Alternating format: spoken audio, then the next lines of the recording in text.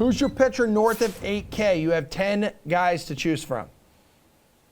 It's funny. You know how much of a stickler I am for these rules. I did really want to kind of talk about Robbie Ray, but he's exactly 8,000, so he's like the one pitcher I cannot talk about on this segment, technically speaking. But I think Erik Lauer kind of falls into a similar category at this point. He's $2,400 more expensive, so that's somewhat unfortunate. But his matchup is much better against the Washington Nationals, and Lauer has been really just unrecognizable this season, at least when you look at his statistical profile. His last 5 starts, 2.08 ERA, 2.20 xFIP, 37% strikeout rate. I mean, he's striking out batters like the other left-handed pitcher on the Milwaukee Brewers, Josh Hader. This is not a version of Erik Lauer that I am used to seeing, but I think the sample size is large enough now where I'm willing to pay up and pay this price for that level of strikeout production. And I also think, like I said, this is a really good matchup against a Washington Nationals team that has struggled to produce much against left-handed pitching so far this season. If there has been a single knock on Lauer in 2022, it has been his struggles with the long ball.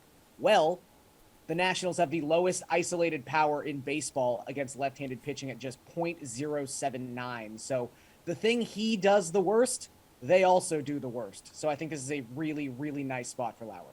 Erik, where are you going here?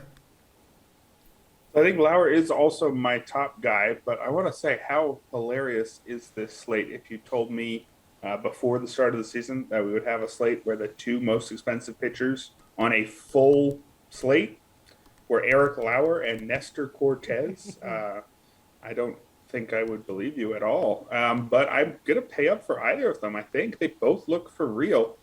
Lauer, everything Garion said about him, I agree with. His numbers are looking almost Corbin Burnsian this year.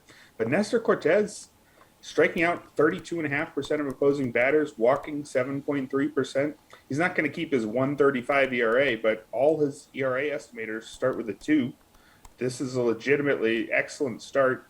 Last year, he showed some signs of this, but not nearly to the same extent, and he had a very low ground ball rate. This year, it's just a normal low ground ball rate at 36.3%.